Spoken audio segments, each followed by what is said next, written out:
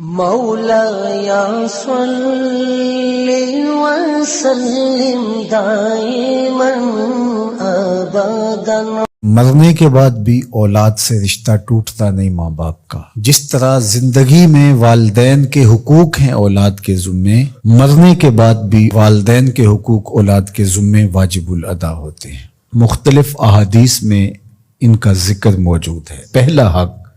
الصلاۃ علیہما، ان پر جنازہ پڑھنا ہے۔ تجہیز و تکفین تدفین اس کے زمرے میں آتی ہے۔ وہ اولاد خوش نصیب ہے جو اپنے ماں باپ کا یہ حق ادا کر پاتی ہے، ورنہ ایسے بد نصیب لوگ بھی ہیں جنہیں جنازہ آتا نہیں ہوتا اور ساری زندگی لوگوں کے جنازوں میں جا کے رسم ادا کر کے آ جاتے ہیں، اور جب اپنے ماں باپ انتقال کر گئے تو یہ دھوکہ پھر ان کے ساتھ بھی انہیں کرنا ہوتا ہے۔ تو وہ کیا سوچ رہے ہوں گے کہ یہ ماں باپ کے مرنے کے بعد ان کا پہلا حق تھا جو ہم نے ادا نہیں کیا۔ دوسرا حق استغفار لہما، ان کے لیے بخشش کی دعا کرنا، مغفرت کی دعائیں کرنا، اے اللہ ان کی مغفرت فرما۔ تو یہ بات ذہن میں رکھیے، جس طرح باپ کی ماں کی دعائیں اولاد کے حق میں قبول ہوتی ہیں، اس طرح اولاد کی دعائیں والدین کے حق میں قبول ہوتی ہیں، تو ان کے لیے استغفار کیا جائے۔ ایک شخص فوت ہوا اور اپنی بدعمالیوں کی وجہ سے قبر میں جکڑا گیا، تو بعد میں اچانک اس سے عذاب اٹھا لیا گیا کچھ عرصے کے بعد، تو بارگاہ عزدی میں عرض گزار ہوا، مالک میرے اعمال تو ایسے نہیں تھے کہ مجھے ان مشکلوں سے نکال کے کھڑکی کھول دی گئی جنت کی، تو کہا کہ تیرے مرنے کے بعد تیری بیوی کے ہاں جو بیٹا پیدا ہوا، تیرا بچہ پیدا ہوا، پھر اس نے اس کو پروان چڑھایا، اب وہ بولنے لگا اور اس کو وہ درس گاہ میں چھوڑ آئی، تو استاد نے اس کو پڑھایا، بیٹا پڑھو بسم اللہ الرحمن الرحیم، تو اس نے یہ پڑھا، مجھے شرم آئی کہ اس کا بیٹا مجھے رحمان الرحیم کہہ رہا ہے اور میں اس کو عذاب دوں۔ اللہ اکبر۔ اولاد نیک ہو تو اس کا فائدہ ماں باپ کو پہنچتا ہے۔ ایک حق یہ بھی ہے کہ اولاد نیک ہو، چونکہ اچھے اور برے اعمال قبر میں ماں باپ کو پیش کیے جاتے ہیں، اچھے ہوں تو خوش ہوتے ہیں، برے ہوں تو انہیں تکلیف پہنچتی ہے۔ اس لیے ماں باپ کا مرنے کے بعد جو اولاد کے ذمے حق ہے، ان میں سے ایک حق یہ ہے کہ وہ نیک اور صالح ہوں تاکہ ان کو قبر میں راحت پہنچے۔ تیسرا حق ماں باپ کا جو اولاد کے ذمے ہے وہ انفاذ العہد ہے، ان کے عہد پورے کرنے، ان کے وعدے پورے کرنے، یعنی انہوں نے جو عہد کر رکھا تھا کسی وجہ سے پورا نہیں کر سکے تو اولاد کے ذمے ہے کہ وہ اس کو ادا کرے۔ وہ عہد اللہ سے بھی ہو سکتا ہے اور اللہ کی مخلوق سے بھی ہو سکتا ہے۔ اللہ سے کوئی منت مانی تھی، پوری نہیں کر سکے،